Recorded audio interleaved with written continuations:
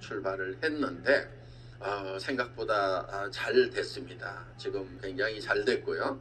10년이 됐을 때 1조가 넘어가는 매출이 됐고, 지금 이제 11년째인데 올해는 한 1조 7천억 정도 매출을 몰릴 것 같고, 지금 17개국에서 비즈니스를 하고 있고, 내년에 이제 오픈할 나라, 이미 이렇게 지사장이 채용돼서 오픈 준비를 하고 있는 나라까지 하면은 20개국이 넘는 이제 글로벌 기업이 되었습니다. 그래서 비즈니스를 하면서 한편은 복음을 전하는 그런 일을 하고 있는 기업으로서 지금 일을 해나가고 있습니다. 우리가 이제 이렇게 살아가는 데 있어서 크게 두 가지가 있는 것 같아요. 한 가지는 어떤 것이냐면은 내가 내 손으로 내 기술로 먹고 사는 거예요. 요게 하나 있고요. 대부분 사람들이 아마 그렇게 살아갈 거예요. 그런데 내 먹고 사는 일은 내가 하지 않고 하나님이 대신해 주고, 그리고 하나님 일을 내가 하는 것. 저는 두 번째가 정답이라고 생각을 하거든요. 그리고 크리스찬은 반드시 그렇게 살아야 된다고 생각을 하거든요. 그리고 사실은 그 길이 평탄한 길이에요. 어떻게 보면은 앞이 안 보이죠. 내가 하나님이 나를 어떻게 먹여 살려줄 건지에 대해서 미리 보여주시지는 않아요. 성경에도 보면 대부분 미리 보여주시지 않았어요. 보면 예를 들면 광야로 나갈 때 애굽에는 보이는 것들이 있었어요. 거기 어떻든 종살이를 하면서도 그 나일강에서 물을 대서 농사를 지어서 곡식을 쌓아놓은 그런 곡식 창고도 있고, 뭐 어떻든 뭐 고기 가마도 있었다고 그러니까 거기는 보이는 것들이 있었어요. 그런데 광야는 먹고 사는 것이, 먹고 살 만한 것이 아무것도 없는 것이 광야예요. 그런데 하나님은 어디로 데리고 가시냐면은, 어디에서 경배 받기를 원하시냐면은 광야에서 예배 받기를 원하시는 거예요. 그런데 사람들이 광야로 나갈 때는 사실 죽음을 각오하고 나간 겁니다. 그래서 그 광야에 가면은 우리가 아는 것처럼 만나가 있다거나 뭐 르비딤 바위가 터져가지고 생수가 흘러나온다거나 이런 보장이 전혀 없는 상태에서 그냥 광야로 나갔던 거예요. 그거는 사실 죽음을 각오하고 오직 하나님을 예배하기 위해서 나갔던 거거든요. 그런데 만나가 내리고 메추라기가 내려오고 생수의 강이 터져서 이제 살 길이 나온 거죠. 어때요? 애굽에서 사는 거하고 광야에서 사는 거하고 어느 게 더 편하겠어요? 자, 애굽에 있으면은 뭐를 해야 돼요? 벽돌 찍는 흙일을 해야 돼요. 자기 육체가 흙으로 되어 있고 그 흙에 관한 일을 해야 되는 거예요. 광야에 가면 뭐를 하죠? 사실은 먹고 사는 일은 없어요. 어떻게 따지면 굉장히 편안한 삶이에요. 만나는 아침마다 내리죠. 그렇죠? 가끔 메추라기도 오죠. 생수의 강이 흘러가죠. 그런데 거기서 하는 일은 하나님을 경배하는 일 외에는 없어요. 굉장히 편한 일을, 편한 삶인 거예요. 그런데 광야가 실제로 고난이었던 사람들이 있어요. 하나님에 대한 믿음이 없을 때는 항상 불안한 거예요. 그래서 그 광야길이 힘든 길이 된 사람들이 있어요. 그런데 믿음이 있는 사람들은 그냥 여기는 하나님만 섬기면 돼. 하나님 일만 하면은 하나님이 먹고 사는 거 모든 거. 그러면서 신발이 닳지 않았고 옷이 헤어지지 않았다고 이렇게 나왔어요. 누더기 입고 산 것이 아니었다는 거예요. 어떻든 하나님이 그런 것을 공급을 하셨어요. 우리가 살아가는 방법에 있어서도 마찬가지예요. 그리스도인이 살아가는 방법에 있어서도 내가 내 손으로 일을 해서 먹고 살 것인가. 당연히 구원받지 않은 이방인들, 넌 크리스찬들은 네 이마에 땀을 흘려야 네가 네 식물을 먹으리라 이렇게 되어 있기 때문에 당연히 일을 해서 먹고 살아야 되는 거죠. 그런데 크리스찬은 그렇게 돼 있지가 않아요. 자기가 일을 해서 자기 먹고 사는 문제를 해결하는 것이 아니다 하는 거예요. 그런 게 성경에 어디 있냐고 하는 분들이 많은데, 우리가 제일 잘 아는 산상수훈이라고 있죠. 예수님이 직접 설교하신 마태복음 5장, 6장, 7장, 거기에 명쾌하게 나와 있다는 거예요. 너희는 무엇을 먹을까, 무엇을 입을까 염려하지 말라, 구하지도 말라. 이는 이방인들이 구하는 것이라. 하나님의 자녀가 되면은 그런 것을 염려하거나 구하지 말으라는 거예요. 그럼 어떻게 되는 거예요? 하나님이 해결하시겠다는 거예요.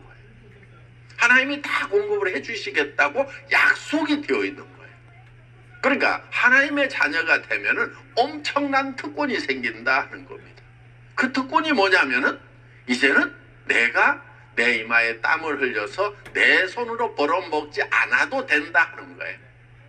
우리가 원래 창조될 때 하나님이 손으로 일을 해서 먹고 살아야 되는 그런 천덕꾸러기로 창조하시질 않았어요.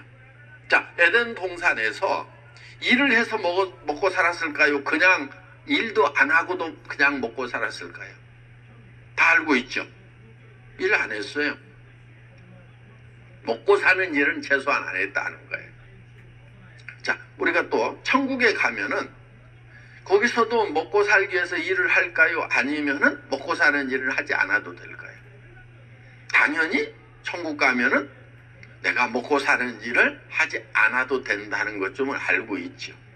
그러면은 에덴 동산과 천국 사이에 왜 일을 해야 되는 이 사건이 생겼는가 하는 거예요. 이거는 사건이에요, 사건.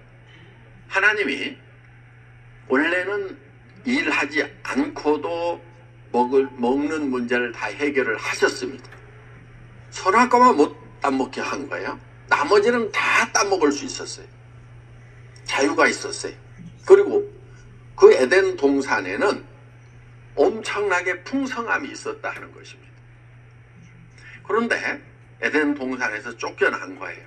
그런데 그때 쫓아냈을 뿐만이 아니고 그 다음에 하나님이 또 하신 게 있어요. 뭘 하셨냐면은 가시와 엉겅퀴가 나게 한 거예요. 그러니까 더 힘들도록 만든 거예요. 힘들게 일해야만 먹고 살 수 있도록 한 거예요. 그런데 사람을 그렇게 힘들게 하셨는데 하나님이 사람이 미워서 힘들게 하셨을까요? 그건 아니에요. 왜냐하면 하나님이 인생들에게 노고를 주사 수고하게 하신 것을 내가 보았노라 하는 성경 구절이 있어요. 하나님이 인생들에게 노고를 준 거예요. 수고를 한 거예요. 이마에 땀을 흘려야 식물을 먹을 수 있도록 땅을 척박하게 하고 가시와 엉겅퀴가 나게 한 것이 하나님이 하신 것이에요.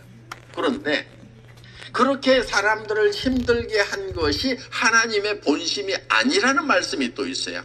그럼 하나님의 본심은 뭐냐 이거예요. 나를 떠나서는 편하게 살 수 없도록 하는 거예요.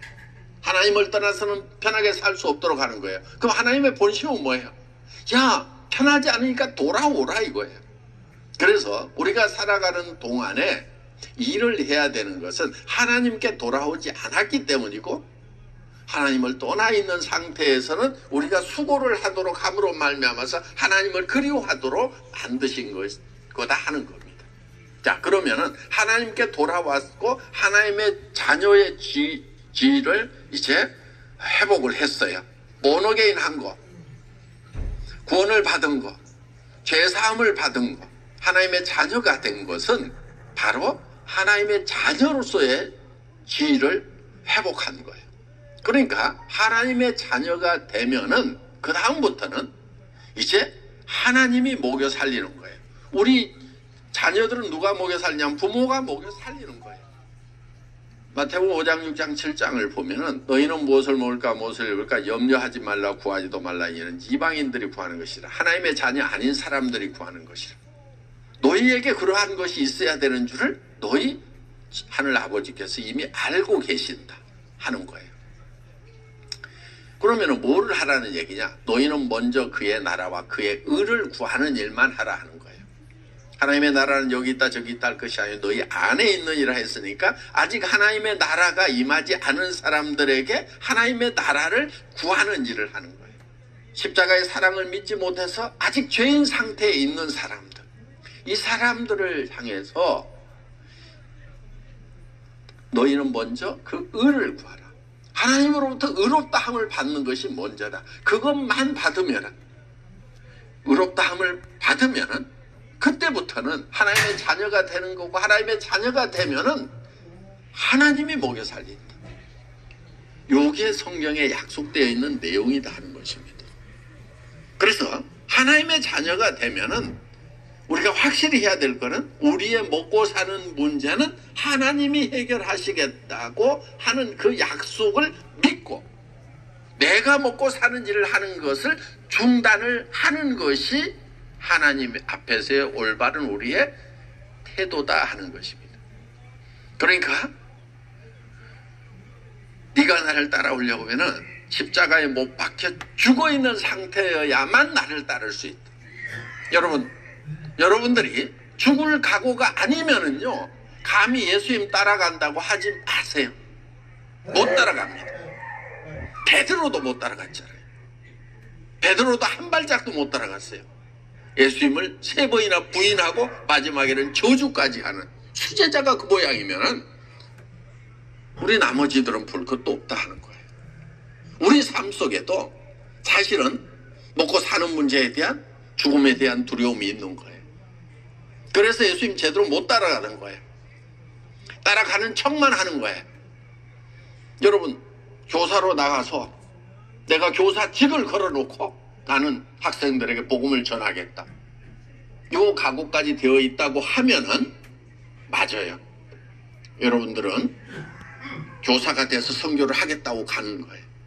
그렇지만은 내가 교사의 직을 걸어놓고까지 하지는 못하겠다, 그러면은 우리 솔직하게 선교하러 가는 거 아닙니다. 그냥 월급 받아서 편하게 먹고 살기 위해서 가는 거예요. 우리가 그런 문제에 대해서 한 번쯤은 십자가 앞에서 솔직할 필요가 있다.